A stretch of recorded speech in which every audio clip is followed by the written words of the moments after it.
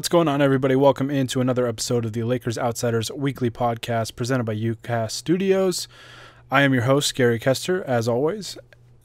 If you missed the last episode, I discussed some recent comments made by Anthony Davis and by Lakers head coach Frank Vogel, Vogel talked more about the usage of Davis and playing the center and kind of some different roles for different guys, things like that. And Davis kind of spoke about his mentality defensively and how he's focused on that end and how he wants to hold his teammates accountable. So if you missed that, be sure to check that out. That was last week's episode.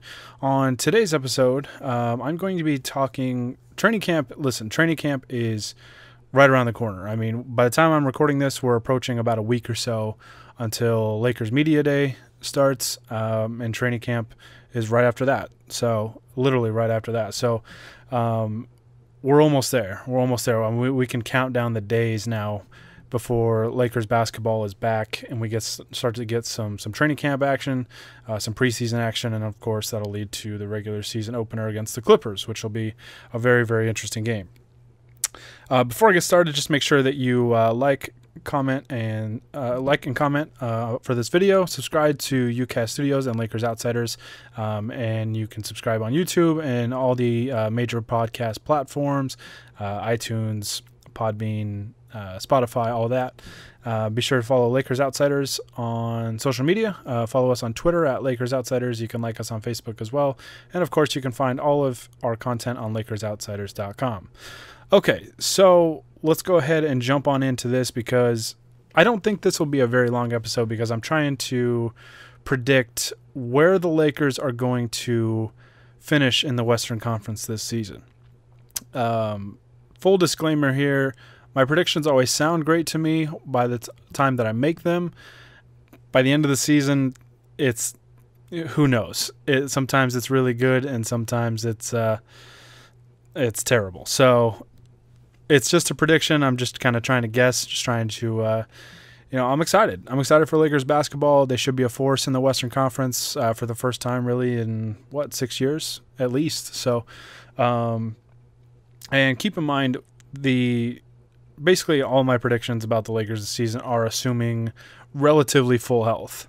And there is kind of one thing that I do factor in there, and I'll talk about that in a little bit. But this is kind of looking at the Western Conference and kind of where the Lakers are going to finish, how many wins I could see them having, and some things like that. So where they finish in the Western Conference, this is going to be really tough because I think the Western Conference is going to be kind of like how we've seen, I know we saw last year, I think it's been kind of the last few years though, is that the standings get kind of bunched up in the West. We've seen the Golden State Warriors be a total juggernaut, and they've been a 1 or a 2 seed because they had Kevin Durant, Steph Curry, Draymond Green, Klay Thompson, and just had an absurd amount of talent assembled on their roster, and there's not that force in the Western Conference. The Clippers should be really good. They have Kawhi Leonard and Paul George, plus a pretty good supporting cast around them. The Lakers have 2 top 5, top 6 players in Anthony Davis and LeBron James. You've got teams like the Utah Jazz, I think that probably improved their roster. You've got some wild cards in there, maybe the Dallas Mavericks, maybe the Sacramento Kings sneak in and do some damage. You've got some playoff teams from the past few years, the Portland Trailblazers, for example, and there's just really, the Houston Rockets as well, and Golden State obviously is going to be really tough, but the West is really just one giant wild card right now, and I think that kind of benefits the Lakers because there aren't those teams that are clear cut, I think, above everybody else.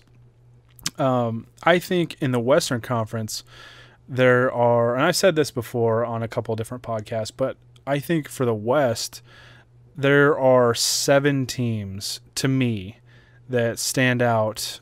They really stand out in the Western Conference as far as teams I would consider close to locks to make the playoffs, assuming full health.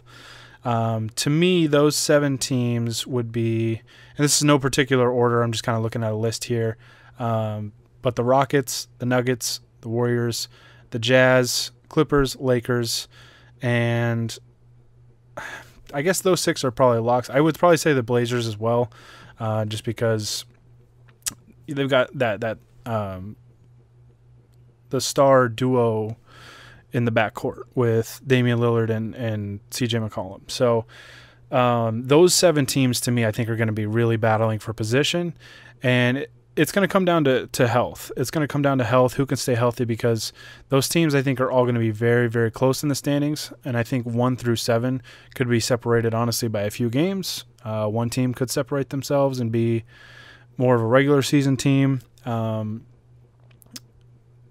knows? The Western Conference is so up in the air right now, and I think that's what has people excited, is that there isn't, like I said, there isn't that juggernaut in the Western Conference. There isn't that Golden State Warriors team that we've had in the past 4 or 5 years that we're just head and shoulders better than everybody else. Like, the West is truly up for grabs.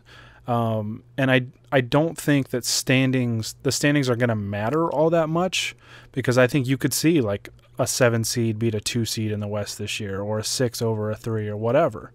Because I think the teams are all pretty closely matched in terms of talent. Some of the matchups might be kind of different, kind of funky. That's kind of the name of the game in the NBA playoffs, right? You've seen. It reminds me of when the Warriors upset the Mavericks as an 8 seed, an 8 over a 1. The Mavericks were insanely good that year, but for whatever reason, the Warriors were a very, very tough matchup for them, and upset them in the first round. So, you might see some of that in this season's playoffs. But man, I think the West is just going to be really bunched up.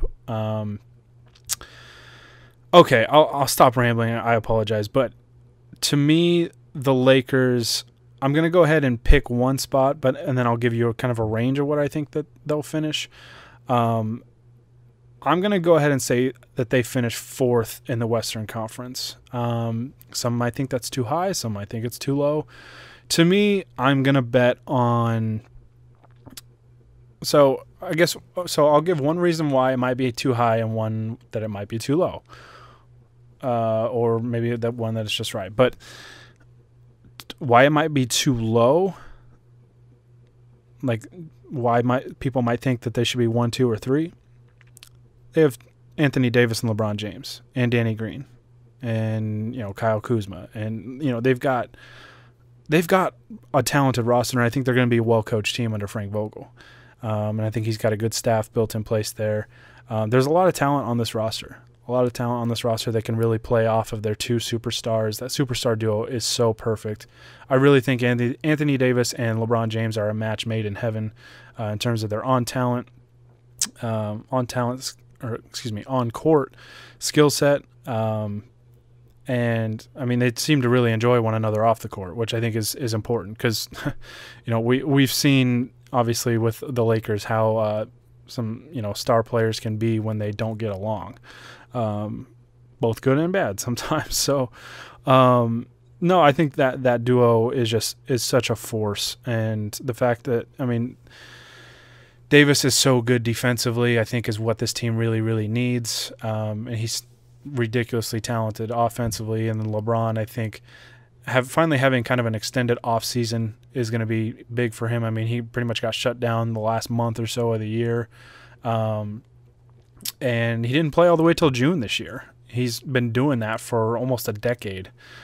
So he, got some time to get his body right, kind of rest, recover, gear up for the next season. So I'm hoping he really bounces back and is able to stay healthy this year and can really go after it. So yeah, I can see the Lakers finishing higher than my prediction of 4th, just because they're superstar duo. And guys will be able to feed off of those two and probably have better years than we've seen in the past from them. So, okay, a reason why 4 might be right or it might be too high. There's probably going to be a lot of load management for the Lakers. Anthony Davis has been a guy that has had a pretty large amount of injuries in his career. They've pretty much all been minor injuries, which has been a good thing. He didn't play a ton of games last year because the whole trade drama and not wanting to get hurt and all that stuff. So I kind of throw out last year. His number of games is that he's played, that he's been available for, is a lot higher than people think. But he does get dinged up quite a bit, and that does concern me that eventually enough of those could lead. Hopefully not. I just want to. I'm not trying to jinx this or anything, but you just hope that enough of those nagging injuries, those little minor injuries, don't lead to something bigger, because him and LeBron absolutely have to stay healthy for this team to get to where they want to be. So the health could be one thing. One reason why they might be lower in the standings, because LeBron and Anthony Davis are probably both going to get rest days. They want to keep those guys healthy. And then just the depth at certain positions, I guess, for the Lakers. I think the outlook on their team changes pretty drastically if they're able to get like an Andre Iguodala, if he becomes available, if the Grizzlies stop holding him hostage and let him go. Because I think they really need another wing defender, like a bigger wing defender. I think they've got capable defenders, but guys like Avery Bradley, KCP, they're smaller, right? They're not like your sizable wing defenders like a Danny Green is. And Danny Green, you don't want Danny Green to have to do all of that on the wing. So I think, and with Iguodala, it would also help kind of another roster flaw that I see, and that's probably not enough playmakers. So if you got a guy like Andre Iguodala, that would create a lot of different things for the Lakers, both offensively and defensively. So hopefully that becomes an option. If not, I still think this team is very good. They have some flaws that they'll have to overcome, but when you have LeBron James and Anthony Davis, I think you can overcome those. So yeah, I think, like I said, anywhere between 1 and 7, I think you can make a legit argument for. And there might be some teams that surprise. You might see like the Mavericks surprise or the Pelicans. Who knows? Who knows? The West is very unpredictable this year. But I think the Lakers are certainly going to be in the mix, assuming they stay healthy. If they stay healthy, they'll definitely be in the mix. As far as number of games that I think they win, I'm stuck between 48 and 50. I guess I'll split the difference, and I'll say they finish 49 and 33. Again, that has to do with the West being so balanced. I think every game is going to be, or most games are going to be pretty tough on any given night. Plus, the Lakers are going to be resting guys here and there, probably more so than some of the other teams. Especially LeBron is going to be 35 in December. He's definitely going to need, those load management games, those rest days. And I think Davis is going to need him too, just to make sure that we can keep him healthy. So I don't think that the standings really matter that much for the Lakers. There might be some matchups you would like to avoid in the first round, but if they get into the playoffs healthy, I don't care what their seeding is. They have LeBron James and Anthony Davis ready to go with Danny Green, Kyle Kuzma, Alex Caruso, who I'm really big on. You can go down the line. I think the roster is pretty damn solid, and I'm excited. I'm excited because I think if they just get into the playoffs and they're healthy, they can make some noise. They can make a deep run, and I keep saying it, but it's so true. The West is up for grabs. The West is so up for grabs. I think every team has every team has a pretty big flaw, but there's a lot of teams with those flaws that are also very, very good. And there's some teams with a lot of new faces that we don't know exactly how they're gonna mesh. I would think that the Clippers will be fine with Kawhi and Paul George, but I think both of those guys you're going to see probably play around 60 to 65 games. Plus, a lot of those guys have to adjust to kind of new roles, right? The Clippers were kind of a by-committee attack last year, and now some of those guys have to play off the stars, which some of that's going to happen with the Lakers too. And they obviously got a taste of that playing off of LeBron last year, but now Anthony Davis is there, so that kind of changes the equation quite a bit. And but I think that'll be fine. I mean, I think both the LA teams are going to be very good. And like I said, six to seven teams I think in the West will probably be very, very good. And then there might be one or two, maybe a few that surprise us. So that's my prediction. Lakers finish 4th in the Western Conference with 49 wins, and if they get into the playoffs healthy, they have as good a shot as anybody to come out of the Western Conference and make it to the NBA Finals. And then, you need one series to win a title. So maybe I'm getting ahead of myself, but I don't know. I was looking at the schedule for the Lakers, and I just kind of like how it really shook out. That first game against the Clippers, it's a road game, but we all know that there's going to be a ton of purple and gold in that building. So the Clippers is a very tough game to start out. It'll be really fun to see because I feel like there's going to be a little bad blood between the Lakers and Kawhi and even Paul George for just how things have gone down. So should be really, really fun. Utah is a tough game after that. So for the first two, they're tough, but the Lakers, here's the thing, the Lakers don't leave Los Angeles until November. All their games in October, which it's only, let's see, 1, 2, 3. So 4. The first 4 games, they're in LA, which is really nice. But even when they leave, I mean, at Dallas, at San Antonio, at Chicago, and then back home for Miami. Toronto is obviously going to be weaker this year. At Phoenix, there's a lot of winnable games to start the year. Those first 2 are tough, but then it really lightens up, and I think the Lakers can really build some momentum to start the year, which would really help them in the standings. And then the same goes for the end of the year. Looking kind of in that late March. Once they get past kind of the mid-March, you have a home-and-home with Utah on the 16th and the 18th. And then there's a long road trip, but these are winnable games at Charlotte, at Detroit, at Toronto, at Cleveland, at Washington, at Minnesota, all very winnable. And then they come home for most of the rest of the way. Indiana, then at Sacramento, Oklahoma City, Chicago, Golden State, Minnesota, Sacramento, at Phoenix. Those are all winnable games. So really the start and the end of the season, I really like how the schedule was constructed for the Lakers. I think they can get off to a great start. They can get the ball rolling while they're kind of ironing out the kinks and adjusting to life with 2 superstars again, and just some new faces. Plus a new coach. There's probably going to be some growing pains, but I think having a softer schedule to start where they're able to maybe rack up some wins while going through some of that could be very helpful. And then, if they're in a playoff push and they can jump up a couple spots in the standings or whatever, get home court for 1 series, 2 series, whatever it is,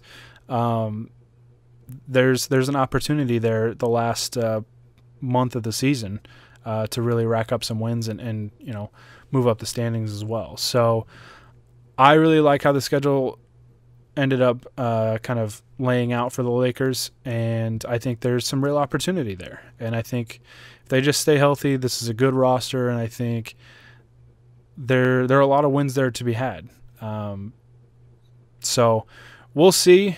Who knows? I probably just jinxed them. I'll probably just jinx them saying that they're going to finish 4th in the Western Conference with 49 wins.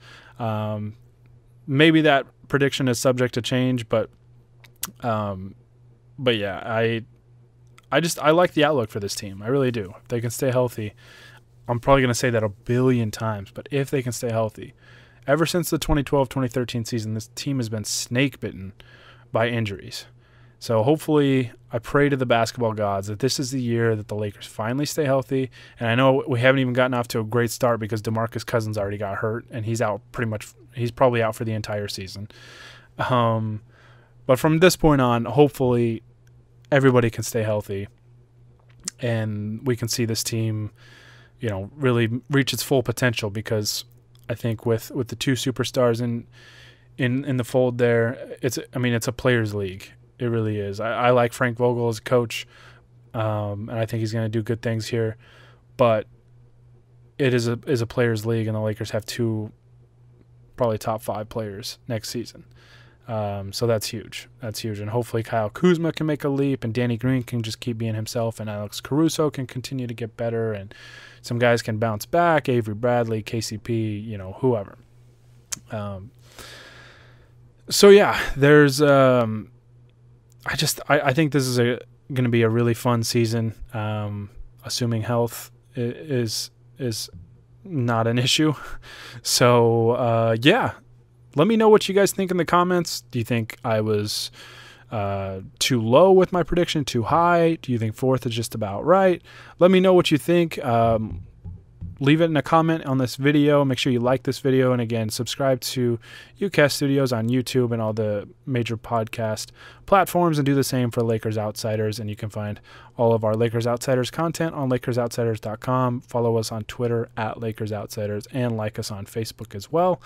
That's going to do it for this time. Again, let me know what you think in the comments. Leave any questions that you want.